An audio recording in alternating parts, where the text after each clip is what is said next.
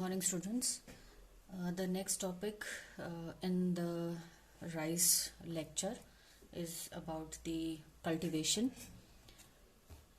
So we will first do the climate and the soil requirements.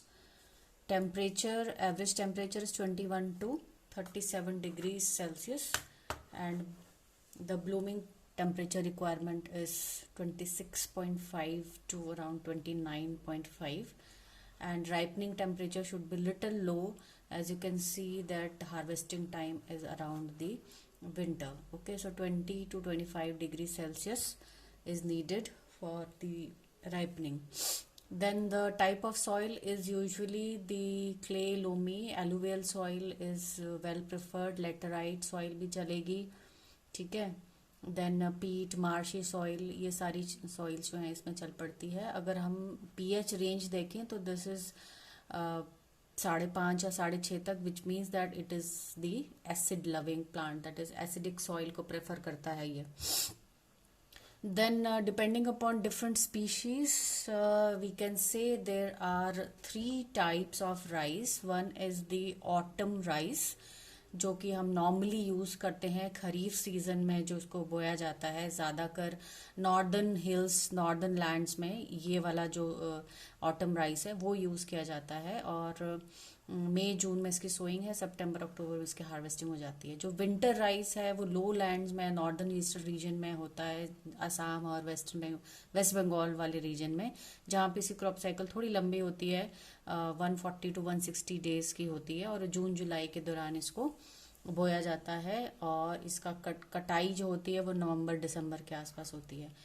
एक और variety है जो कि समर या स्प्रिंग राइस बोला जाता है जिसको, और ये दोनों हाई और लो लैंड में लगाई जाती है. दिसंबर जनवरी के आसपास इसका सोइंग टाइम है, और मार्च अप्रैल के आसपास इसका हार्वेस्टिंग टाइम है. Now we move on to the method of cultivation practices, right. So अलग अलग जगह पे अलग अलग नीड्स के अकॉर्डिंग जो है अलग अलग मेथड्स अपनाए जाते हैं for the cultivation of rice. सबसे पहले हम लोग देखते हैं it is the aerobic rice. Okay, second is alternate wetting and drawing, जिसको AWD भी बोला जाता है शॉर्ट में. फिर है ground cover rice production, then deep water rice cultivation through drip irrigation. Then SRI method, this is system of rice intensification system. ये एक जरा ज़्यादा डेवलप्ड किस्म का एक मेथड ऑफ कल्टिवेशन है, जो कि साइंटिस्ट्स के द्वारा जो है बनाया गया है. Then raised bed saturated soil culture method, upland cultivation and low land cultivation. ठीक है, तो ये कुछ एक मेथड्स हैं. आपकी बुक में जो ज़्यादा कर दिया है ये अपलैंड कल्टिवेशन और लो लैंड कल्टिवेशन जो है ये दिया हुआ है, बट बाकी भी आपको पता होनी चाहिए कि किस तरीके से अलग अलग जगह पे इनकी कल्टिवेशन होती है. So will start with the aerobic rice cultivation. So aerobic rice cultivation basically is meant for the uplands. Okay, targeted area है, अपलैंड्स है, और रेन फेड लो लैंड्स है. रेन फेड का मतलब होता है जो कि बरसात के ऊपर डिपेंडेंट होते हैं. यू नो दैट राइस जो है उसको ज़्यादा पानी की ज़रूरत होती है ग्रो करने के लिए, इसीलिए वो बारिश पे बहुत हद तक डिपेंडेंट होते हैं हमारे कई सारे एरियाज जहाँ पे वाटर शॉर्टेज होती है ना. और जो अपलैंड्स हिली रीजन होता है उसके अंदर भी क्योंकि पानी ठहरता नहीं है, तो वहाँ पे ये चीज़ यूज़ होती है. नाउ यहाँ पे हमने एक वर्ड एक और यूज़ किया था. अगर मैं पिछली वाली स्लाइड आपको बताऊं तो पिछली वाली स्लाइड में क्या था, ये अपलैंड कल्टिवेशन थी. तो अपलैंड कल्टिवेशन और एरोबिक राइस, ये भी अपलैंड में होती है, ये भी अपलैंड में होती है. दोनों में अंतर आपको आगे दिखाऊंगे मैं जब अपलैंड करेंगे. यहाँ पे आप इतना जानिए कि एरोबिक सिस्टम ऑफ कल्टिवेशन जो है ये ज़्यादा फेवरेबल एनवायरनमेंट बनाता है फार्मर के लिए. जो फार्मर जो है फर्टिलाइजर्स और इरिगेशन सप्लीमेंट्स जो हैं वो कर सकते हैं अगर रेनफॉल नहीं होता है तो, है ना. ऐसे फार्मर्स जो हैं वो एरोबिक राइस कल्टीवेशन में करते हैं, और इसके अंदर थोड़ा हाई यील्ड रहता है as compare to highland cultivation. So इसके अंदर मेनली क्या होता है कि आपका जो एरोबिक राइस होता है वो 2 चीज़ों को कंबाइन करता है. एक तो ये ऐसी राइस वैरायटी उगाता है जो कि ड्राउट रेजिस्टेंट है. ठीक है, जहाँ ऐसी वैरायटीज होती हैं जो बिना पानी में भी सरवाइव कर सकती हैं, जो कि अपलैंड वैरायटी होती हैं। और दूसरा जो लो लैंड वैरायटी है जो कि हाई यील्डिंग होती है, उसके कैरेक्टरिस्टिक्स में मिक्स होते हैं। तो ऐसे फार्मर जो कि इस तरह के ड्रॉट रेजिस्टेंट और हाई यील्डिंग वैरायटी को खरीद सकते हैं, वो एरोबिक राइस सिस्टम जो है वो अपनाते हैं। ठीक है, तो ये आपका है aerobic rice cultivation. Then next है आपका alternate wetting and drying type of cultivation. इसका दूसरा नाम है इंटरमिटेंट इरिगेशन और controlled irrigation. So as the name suggest, alternate wetting and drying, यानी लैंड को हम लोग पानी से भिगोते हैं, फिर वो ड्राई हो जाता है, और पानी को हम एक्चुअली नापते हैं कि कितना अंदर बचा है सॉइल में पानी, है ना, और फिर उसको दोबारा इरिगेट करते हैं। तो इससे पानी की बचत काफी ज्यादा होती है, आप एडवांटेज में देखेंगे ना। इसके अंदर क्या होता है, this is suitable for low land rice growing areas where the soil can be drained within 5 days interval, यानी कि जो पानी आता है सॉइल में वो 5 दिन के अंदर सॉइल के अंदर चला जाता है। ठीक है, और the field is unable to dry during the rice season if the rainfall exceeds evaporations and transpiration seepage, right? So ये जो है dry AWD suitable for dry season rice cultivation। अब इसके अंदर मेनली क्या होता है, देखो यहाँ पे अगर मैं बताऊं आपको, तो ये एक पीवीसी पाइप है, राइट, पीवीसी पाइप ली जाती है, और ये कितनी बड़ी होती है, ये होती है 30 सेंटीमीटर की होती है। इसमें जो निचला 20 सेंटीमीटर का हिस्सा होता है वो होता है परफोरेटेड, यानी कि छेद होते हैं इसके अंदर, और इसकी जो विड्थ होती है यहाँ से, या डायमीटर होता है वो 7 to 10 सेंटीमीटर होता है, राइट। और ये ऊपर वाला जो हिस्सा होता है जो सॉइल के बाहर रहता है, जो ये नजर आ रहा है, ये होता है 10 सेंटीमीटर के आसपास। ठीक है, अब क्या किया जाता है कि इन पाइप्स को फील्ड में अलग अलग जगह पे सॉइल में दबा दिया जाता है इस तरीके से, ताकि ऊपर का 10 सेंटीमीटर जो हिस्सा है वो बाहर रहे। ठीक है, अब इसमें क्या होता है, जब आप पाइप को अंदर घुसाओगे तो सॉइल में चला जाता है, और यहाँ पे है परफोरेशंस, तो सॉइल के अंदर जो पानी रहता है वो परफोरेशन से होकर के इस पाइप के अंदर रहता है। आप यहाँ पे पानी देख रहे हैं, है ना, पानी अंदर है इसमें, तो परफोरेशन में अंदर आ जाता है, और आप इस तरह से मीटर लेकर के नाप सकते हैं कि कितना पानी अभी सॉइल में, ये जो सॉइल है इसके अंदर प्रेजेंट है, राइट। तो जब फील्ड को हम इरिगेट करते हैं तो पानी जो होता है वो धीरे धीरे कम हो जाता है। हम कितना इरिगेट करते हैं कि वाटर लेवल जो है यहाँ पे 5 सेंटीमीटर इस पानी पाइप का आधा हिस्सा नीचे रहे और आधा ऊपर, यानी कि 10 सेंटीमीटर है तो हम 5 तक इसको भर देते हैं। तो ये सॉइल सरफेस है, यहाँ तक हमने पानी भर दिया, ओके, इरिगेट कर दिया। फिर उसके बाद धीरे धीरे पानी जो है ग्रेजुअली डिक्रीज करता है, और हमने ये मॉनिटर करना है कि ये पानी जो है जब सॉइल सरफेस में इतना नीचे चला जाएगा कि वाटर जो है 15 सेंटीमीटर बिलो सॉइल सरफेस, यानी कि ये पूरा आपको मैंने कितना बताया था 20 सेंटीमीटर, तो जब 5 सेंटीमीटर यहाँ तक रह जाएगा below, this is the soil surface, यहाँ से 15 सेंटीमीटर जब ये नीचे चला जाता है तो उसके बाद आप नापते रहते हैं बीच बीच में, आपको पता है 3-4 दिन लगते हैं पानी को सीपेज होने में, due to evaporation, transpiration, percolation, है ना, ये सारी चीजों की वजह से पानी जो है 3-4 दिन लेता है नीचे पहुंचने में। 15 सेंटीमीटर जब ड्रॉप डाउन हो जाता है ये, तो उसके बाद दोबारा से फील्ड को री इरिगेट जो है वो किया जाता है। ठीक है, इससे क्या होता है कि आपके पानी की बचत होती है, और दूसरा जो वीड्स होते हैं राइस फील्ड में उनकी ग्रोथ को भी ये सप्रेस करता है, राइट। और ये मेथड फॉलो किया जाता है 1 to 2 weeks after transpiration, right. तो ये एक यील्ड भी जो है ये हायर यील्ड देता है ये मेथड। तो ये एडवांटेज आपके अलग से मैंने लिखे थे, it saves about 38% of water, that it increases the water productivity bye 16%। ठीक है, सो ऑब्वियसली आप वाटर बचाएंगे तो वाटर प्रोडक्शन, है ना, वो चीजें रहेंगी, वाइस वर्सा है ये। सो इंक्रीज ग्रेन यील्ड भी रहता है, आपका जो दाना होता है वो भी बढ़ता है, उसकी ग्रेन की फिलिंग रेट है वो भी बढ़ती है, रूट ग्रोथ भी होती है, क्योंकि पानी में रूट प्रॉपर से सांस नहीं ले पाती हैं, तो जब वो ड्राई होती हैं तो रूट को अच्छी तरह से ऑक्सीजन भी मिलता है। और दूसरा जो है, कार्बन रिजर्व जो होते हैं प्लांट में, वो वेजिटेटिव टिश्यू से ग्रेन में बहुत अच्छे से ट्रांसफर होते हैं, तो ग्रेन फिलिंग बहुत बढ़िया होती है, यानी कि प्रोडक्शन बहुत बढ़िया होती है इसके अंदर।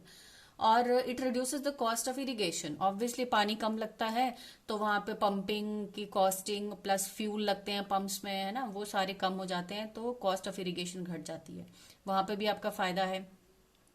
दूसरा एक बहुत बड़ा फायदा जो है वो एनवायरनमेंट को है, because it reduces the methane emission.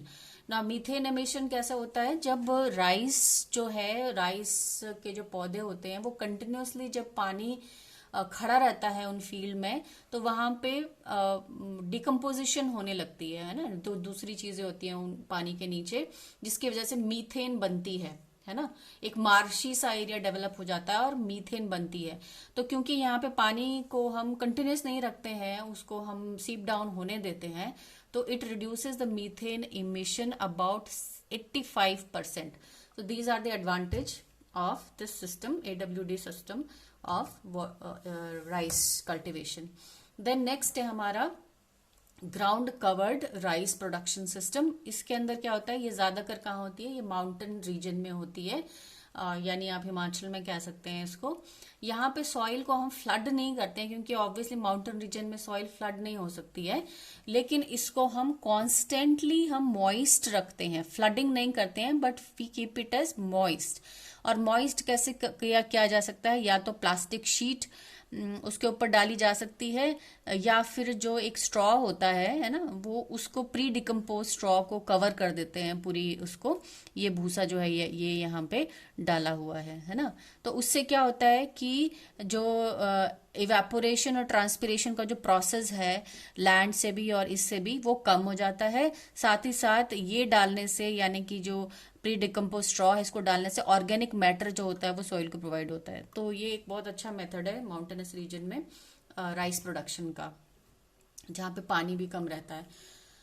फिर आता है हमारे पास deep water rice cultivation. Deep water में as the name indicates deep water, यानी कि यहाँ पे पानी जो है 50 सेंटीमीटर डीप रहता है, अराउंड एक मंथ के लिए वो इतना इतना तक पानी वहां पे रहता है, यानी कि ऐसे रीजन्स जहाँ पे लो लैंड एरिया, जहाँ पे पानी खड़ा रहता है ना, ऐसे रीजन में। सो यहाँ पे दो टाइप की वेराइटीज होती हैं, एक होती है फ्लोटिंग राइस, दूसरी होती है ट्रेडिशनली टॉल राइस। तो ट्रेडिशनली टॉल राइस वेराइटीज जो होती हैं वो ऐसे वाटर डेप्थ में होती हैं जो कि 50 to 100 सेंटीमीटर तक रहती हैं, और जो फ्लोटिंग राइस होती हैं वो 100 सेंटीमीटर तक का भी पानी रहता है, उसके अंदर भी ग्रो करती हैं। आप ये देख सकते हैं, ये पानी जो है बिल्कुल ऐसा है जैसे कि तालाब बना हुआ है ना, ऐसे रीजन में जो है ये ग्रो किया जाता है। इसका एग्जाम्पल स्वर्णा 1 एक ऐसी वेराइटी है जो कि डीप वाटर राइस कल्टिवेशन में यूज होती है। Then next है drip irrigation system. So it is a very new system and under experimentation, और यहाँ पे जो है दोनों पब्लिक और प्राइवेट सेक्टर में जो है ना, IARI जो है वो यूज कर रहा है, then Tamil Nadu agriculture university TNAU है ना, और जैन इरिगेशन सिस्टम, ये सारे के सारे जो कंपनीज हैं वो एक नया सिस्टम अपना रही है, drip irrigation. So as the name says, ये पाइप लगी होती हैं, इनसे पानी जो है प्रोवाइड किया जाता है। अगेन यहाँ पे पानी की बचत के लिए जो है ये काम किया जाता है। फिर नेक्स्ट है SRI सिस्टम। SRI सिस्टम का कई बार फुल फॉर्म आ जाता है, या फिर थोड़ा पूछ लेते हैं कि SRI सिस्टम क्या होता है, कहाँ होता है। ये ज्यादातर आपको साउथ में देखने को मिलेगा, और सबसे पहले 1980s में मेडागास्कर में डेवलप हुआ था। फादर हेनरी डी लॉलेनी ने इसका जो है इजाद किया था, और इंडिया में जो ये स्टार्ट हुआ, इसका फॉर्मल इंट्रोडक्शन और एक्सपेरिमेंटेशन 2002 और 3 में हुआ। तो मेन प्रिंसिपल इसके अंदर देखो क्या है कि इसके अंदर जो ये हम लोग ट्रांसप्लांटेशन के लिए सीडलिंग ग्रो करते हैं, वो 8 से 10 दिन ही ग्रो करते हैं, जब तक वो 2 लीफ स्टेज में आ जाता है नर्सरी में, है ना, बहुत ज्यादा वेट नहीं करते हैं। दूसरा, जब हम इनको लगाते हैं तो हम सिर्फ उनको एक एक सीडलिंग लगाते हैं, गुच्छे में नहीं लगाते हैं, और प्रॉपर स्पेसिंग रखते हैं। आपने देखा होगा यहाँ पे ऐसे स्क्वायर बनाया हुआ है ना, तो प्रॉपर स्पेसिंग होती है 25 x 25 सेंटीमीटर की। और उससे क्या हो जाता है, ये एक लाइन में जाते हैं, और एक वीडिंग जो होती है वो वीडर के साथ करना आसान हो जाता है। दूसरा, उसके अंदर ऑर्गेनिक्स, यूज ऑफ ऑर्गेनिक्स का मतलब क्या है, फर्टिलाइजर भी यूज करते हैं, बट इसके अंदर लेग्यूमिनस प्लांट्स जो होते हैं वो भी साथ में कई बार उगाए जाते हैं, जिससे कि फर्टिलिटी ऑफ द सॉइल जो है वो मेंटेन रहती है।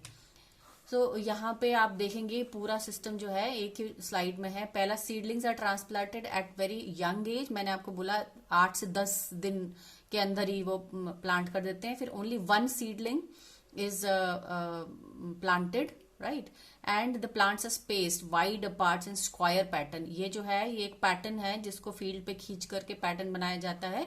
और उसके बाद जो है पानी की सप्लाई जो होती है वो इंटरमिटेंट होती है, यानी कि बीच बीच में दी जाती है जब सीपेज हो जाती है। तो उसके अंदर भी आपने देखा ये पाइप जो है पीवीसी पाइप वो यूज की जाती है instead of continuous flooding of the irrigation. फिर दूसरी बात, आप जो वीड कंट्रोल के लिए जो है और सॉइल एरेशन के लिए इस तरीके से रोलर्स होते हैं वीडिंग के लिए, वो यूज किए जाते हैं। और ऑर्गेनिक फर्टिलाइजर जो है वो भी यूज किया जाता है। एडवांटेज इसमें क्या है, अगेन 30 to 40% इरिगेशन वाटर जो है वो सेव होता है इसके अंदर।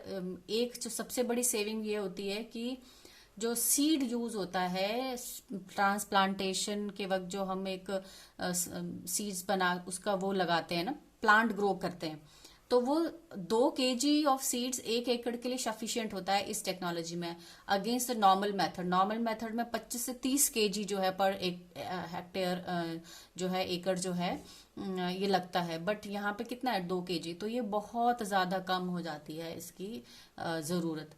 फिर केमिकल इनपुट्स पे कम लगते हैं क्योंकि वहां पे लेग्यूमिनस प्लांट और ऑर्गेनिक फार्मिंग की जो प्रैक्टिसेस होती हैं और हायर और बेटर रिजल्ट्स होते हैं, और इनपुट्स जो होता है वो कम होता है। राइस जो होता है वो हेल्दी और टेस्टी होता है क्योंकि ऑर्गेनिक फार्मिंग में ज्यादा प्रेशर दिया जाता है। और क्रॉप ड्यूरेशन जो है वो भी कम हो जाती है 7 से 10 दिन की, बिकॉज इसके अंदर ट्रांसप्लांटिंग शॉक जो होता है वो थोड़ा कम लगता है क्योंकि यंग स्टेज में उनको ट्रांसप्लांट कर दिया जाता है। फिर इसके बाद आता है आपका raised bed saturated soil culture method. Raised bed का होता है कि ऐसी बेड्स बनाए जाते हैं, देखो इस पिक्चर में क्लियर है कि ये जो हिस्सा है ये उठे हुए हैं ऊपर, और साइड में इस तरह से चैनल्स बने हैं। यहाँ पे आप देख रहे हैं चैनल्स बने हैं। इससे फायदा क्या होता है कि ऊपर से जब पानी दिया जाता है तो पानी जो है यहाँ से इतना सीधा सीपेज नहीं होता। फर्स्ट सीपेज यहाँ से होती है, दूसरा पानी जो होता है वो इधर आ जाता है चैनल्स में, और इससे क्या होता है कि चैनल्स में पानी काफी देर तक इकट्ठा रहता है और ये बहुत आसानी से पानी नीचे जाता है और सॉइल में मॉइस्चर मेंटेन रहता है। और जो एक्स्ट्रा सॉइल और भी ज्यादा जो एक्स्ट्रा पानी रहता है, सपोज बरसात के दिनों में ज्यादा ही हो गया, तो यहाँ से जो है इधर से जो है ड्रेन भी किया जा सकता है, पानी को निकाला जा सकता है पानी को, है ना। तो फील्ड से डिस्चार्ज किया जा सकता है पानी को, है ना। ये ड्रेनेज जो है ये 2 काम करते हैं, एक्स्ट्रा पानी भी निकाल सकते हैं और अगर कम है बरसात तो ये पानी की सीपेज जो है वो भी बढ़ाते हैं, है ना। तो ये भी एक बहुत अच्छा मेथड है। Okay, so advantage are reduce water logging and deeper bed, deeper rooting, better drainage, minimal compaction, then फिर उसके बाद safe and legal disposal of excess water, है ना, improve efficiency of farming operations। ये सारी चीजें जो हैं इसमें रेस्ड बेड में आ जाती हैं। फिर आता है हमारा अपलैंड राइस कल्टीवेशन, जो मैंने पहले आपको फर्स्ट स्टेप में बोला था एरोबिक वाला, है ना, उससे किस तरीके से रहता है ना। ये जो एरिया अपलैंड राइस कल्टीवेशन है वो रेन फेड फील्ड्स में ज्यादा रहता है, या रेन फेड मतलब कि जो फील्ड्स बारिश पे डिपेंडेंट होती है और अपना कोई पानी की जैसे कूल होती हैं या नदियां होती हैं इसके आसपास का एरिया वहां नहीं होता है। ये हाईलैंड्स में होती है, अपलैंड्स में होती है, जहाँ पे हम लोग सिर्फ पानी पे बारिश के पानी पे जो है वो डिपेंडेंट रहते हैं। तो इससे क्या होता है कि नॉर्मली वहां पे वीट और मेज ज्यादा प्रेफर की जाती है, बट ऐसी जगह में कई जगह राइस भी उगाया जाता है ना। तो वैसे देखा जाए तो इकोसिस्टम जो है एक्सट्रीमली डाइवर्स होता है, और इसके अंदर एल्टीट्यूड जो होता है 2000 मीटर से अबव होता है, और रेनफॉल जो होती है 1000 से 4500 mm होती है एनुअली, यानी कम रहती है कंपैरेटिवली। और इसमें तो सॉइल होती है फर्टाइल होती है क्योंकि ऑर्गेनिक चीजें वहां रहती हैं, बट वेदर्ड भी होती हैं, है ना, थोड़ा सा ग्रेवल उनमें ज्यादा रहता है। कुछ एक जगह में इनफर्टाइल सॉइल भी मिलेगी और ज्यादातर एसिडिक सॉइल होती है। तो यहाँ पे जो राइस होता है वो लोकल राइस उगाया जाता है, और ये इम्प्रूव्ड वैरायटी जो होती है वो नहीं होती है, बिकॉज जो वहाँ के फार्मर्स होते हैं वो बहुत ज़्यादा इम्प्रूव्ड वैरायटी जो होती है वो नहीं अफोर्ड कर सकते हैं, है ना। तो वो सिर्फ अपनी लोकल मीट्स की नीड्स पूरी करने के लिए ही उगाते हैं। और इसके अंदर मेन एक जो प्लस पॉइंट है देखा गया है वो ये कि it provide sustenance to the farming families during lean season as a plant rice is harvested early, है ना। तो ये राइस जो है वो जल्दी हार्वेस्ट कर लिया जाता है और फार्मिंग फैमिली को ये खाने के लिए प्रोवाइड करवाता है। तो ये जो अपलैंड राइस कल्टीवेशन है ये एक permanent system year after year grow करते हैं इस तरह की कल्टीवेशन ब्लॉक्स में, है ना। और जो बच जाता है फिर उसको जला दिया जाता है, उस जो उनके जो नीचे बचते हैं, तो उसको हम झूम कल्टीवेशन का नाम भी देते हैं, और ये एक प्रिमिटिव मेथड है। और इसके अंदर जो ज्यादातर जगह यूज प्लांटेशन होती है वो ब्रॉडकास्टिंग के तरीके से कर सकते हैं, या सीडिंग बिहाइंड द प्लो कर सकते हैं, एक एक दाना डाल सकते हैं, या ड्रिलिंग इन स्मॉल होल्स कर सकते हैं, है ना। और इसको दूसरे सीरियल्स के साथ जैसे दालों के साथ, ऑयल्स के साथ, या पल्सेस के साथ, उनके साथ इनको उगाया जा सकता है, तो ताकि जो है फार्मर्स की अपनी लोकल नीड्स जो है वो पूरी हो सके। तो इसके अंदर आपको कोई नई चीज फार्मर्स जो है वो नहीं यूज करते हैं। वो स्टर्डी कुछ ऐसा राइस होते हैं जो कि ड्राउट कंडीशन में अपने आप को सस्टेन कर सकते हैं, ऐसे सीड्स जो हैं वो यूज किए जाते हैं। सो दिस इज ये अपलैंड राइस और अरोबिक राइस में जो अंतर है वो आप यहाँ पे इस स्लाइड्स में पढ़ लेंगे, तो इसमें आपको पता चलेगा कि ये रेन फेड और नेचुरली ड्रेन एरिया में वहां मिलती है ना, और वहां पे वाटर एक्यूमुलेशन नहीं होती है। और यहाँ पे थोड़ा फेवरेबल एनवायरनमेंट फार्मर को दिया जाता है बिकॉज एक्सटर्नल इनपुट फर्टिलाइजर्स वगैरह और सप्लीमेंट्री इरिगेशन भी दी जाती है फार्मर को, या वो अफोर्ड कर सकते हैं जहाँ पे रेनफॉल सफिशिएंट नहीं है, जबकि यहाँ पे वो रेनफॉल पे ही डिपेंडेंट होते हैं। और इसके अंदर जो क्या है, ये ड्राउट प्रोन एरिया होता है, ज्यादातर poor physical and chemical properties होती हैं, और इसके अंदर इन पूरी ड्रॉबैक्स को ओवरकम कर लिया जाता है by using high this thing new varieties, aerobic rice variety जो कि ड्राउट रेजिस्टेंट है और हाई यील्डिंग वैरायटी है, दोनों चीजें इसमें मिक्स होती हैं। तो यहाँ लिखा देखो, farmer in these environment are among the poorest and usually can not afford to apply many external input as fertiliser, जबकि यहाँ पे जो है एक्सटर्नल इनपुट भी रह रहा है, फर्टिलाइजर भी रह रहा है, सप्लीमेंट्री इरिगेशन भी रह रही है, और वैरायटी भी अच्छी वो यूज कर रहे हैं। तो ये लो यील्डिंग है और ये हाई यील्डिंग है ना। और ये ड्राउट रेजिस्टेंट वैरायटी होती है, इसके अंदर दोनों चीजें होती हैं, ड्राउट रेजिस्टेंट भी होता है और हाई यील्डिंग भी होती है, ये दोनों चीजें होती हैं। तो ये जो आपको थोड़ा पता होना चाहिए दोनों में क्या अंतर है। जबकि ये दोनों जो है फ्लडिंग एरिया में नहीं मिलते हैं, ये होते हैं जहाँ पे रेन फेड एरियाज होते हैं, हाईलैंड्स या अपलैंड्स एरिया होते हैं।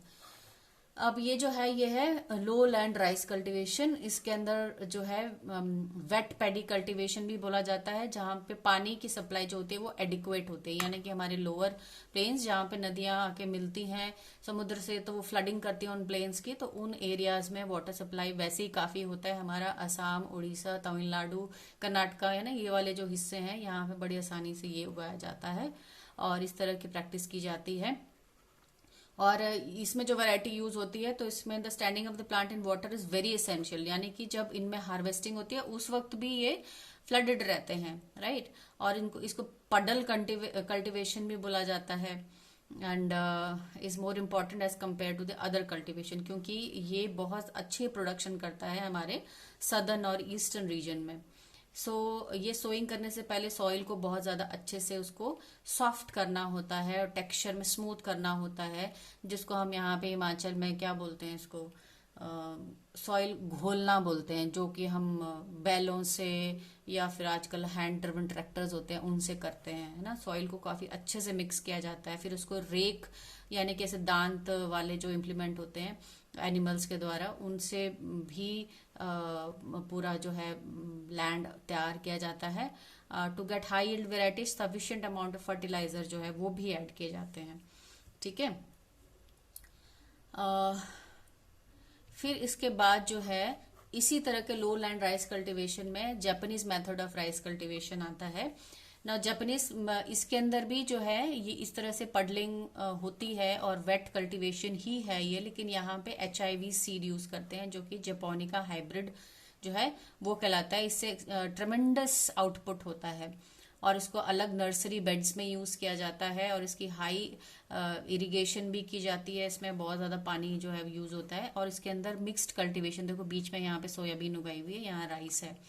दूसरा इसके अंदर जो है 4 to 5 सीडलिंग्स पर बंच जो है इक्वल डिस्टेंस पे लगाया जाता है और फर्टिलाइजेशन और वीडिंग भी रेगुलर इंटरवल पे की जाती है। हैवी मैन्योरिंग की जाती है, ग्रीन मैन्योर अमोनियम सल्फेट और दूसरे केमिकल से मिक्स करके सब ट्रांसप्लांटेशन के 1 मंथ के बाद दिया जाता है। क्रॉप रोटेशन लेग्यूमिनस प्लांट से की जाती है। ये कजाने ने रेड ग्राम, विग्ना, मूंगो, ब्लैक ग्राम, विग्ना, ऑरस, ग्रीन ग्राम, डॉलिकोस, पाइफ्लोरस, हॉर्स ग्राम, इन सब से ये अल्टरनेट, यहाँ पे एक फोटो भी डाला हुआ है। दूसरा यहाँ पे बीच में क्या होता है, डक का इनका जो पालन होता है ये भी किया जा सकता है। प्लस यहाँ पे फिशेस भी कल्टीवेट की जाती हैं, कई जगह स्पिरुलिना कल्टीवेट किया जाता है ताकि मैक्सिमम आउटपुट जो है इन फील्ड से निकाला जा सके। ठीक है, फिर एक और ये लास्ट चीज है इसमें जो मैं बताऊंगी इस लेक्चर में, इसको बोलते हैं हम रैटूनिंग। ये आपको शॉर्ट नोट के लिए आ सकता है। रैटूनिंग एक ऐसी प्रैक्टिस है पैडी क्रॉप में या राइस कल्टीवेशन में जो कि तमिलनाडु स्टेट में देखी जाती है और ये ज्यादा कॉमन नहीं है इंडिया के दूसरे पार्ट में। इसमें क्या होता है, ये मेन क्रॉप जो है ये कटिंग के बाद, कटिंग हो गई है मेन क्रॉप की और उसके बाद जो नीचे वाला जो हिस्सा उसका जो प्लांट रह जाता है, इस फील्ड को दोबारा से इरिगेट किया जाता है और मैन्योरिंग की जाती है इसकी, है ना। और थोड़े से वीडीसाइड भी जो है वो ऐड किए जाते हैं ताकि वीड्स ना निकले, और इनको बोलते हैं स्टबल्स। ठीक है, ये छोटे छोटे स्टबल्स जो रह जाते हैं फील्ड में और वो शूट अप होते हैं। फिर देखो ये स्टबल्स जो हैं ये शूट अप निकल रहे हैं, दोबारा से ग्रीन हो रहे हैं। इन ग्रीन होते हुए स्टबल्स को बोला जाता है new shoots to form ratoon, इनको बोलते हैं ratoon. Okay, so the yield of ratooned crop, और इस क्रॉप को बोलेंगे रेटून्ड क्रॉप, की मेन क्रॉप एक बार निकल चुका है और ये सेकेंड टाइम ले रहे हैं उसी प्लांट से, तो the yield of ratoon crop is lesser than the main crop. लेकिन ऐसा होता है इसके अंदर बाकी चीजें आपकी जो है वो जैसे फील्ड प्रिपरेशन या फिर मैन्योरिंग वीडिंग वो बहुत घट जाती है, तो इसमें बेशक क्रॉप जो है वो कम निकलता है आपको, पर बाकी लागत कम होती है तो आपको फिर भी फायदा होता है। तो इस तरह के प्रोडक्शन को बोलते हैं रैटूनिंग और ये तमिलनाडु में फेमस है। ठीक है, तो आज हम यहीं पे फिनिश करें। नेक्स्ट जो हम शुरू करेंगे वो मेथड ऑफ रेजिंग सीडलिंग करेंगे। ठीक है, और ये काफी लंबा हो गया है ये लेक्चर, सो आई होप आप इसको 2-3 बार देखिए ताकि आपको समझ में आ जाए कि क्या चीज जो है हमने आज पढ़ी है। इतने सारे मेथड्स जो हैं उनमें शॉर्ट नोट में आ सकती हैं आपको SRI आ सकता है, AWD आ सकता है, देन रैटूनिंग आ सकता है, जापानीज मेथड आ सकता है ना। इस तरीके से छोटी छोटी जो शॉर्ट नोट्स है उनके उसमें आ सकते हैं। ठीक है, okay, then thank you very much.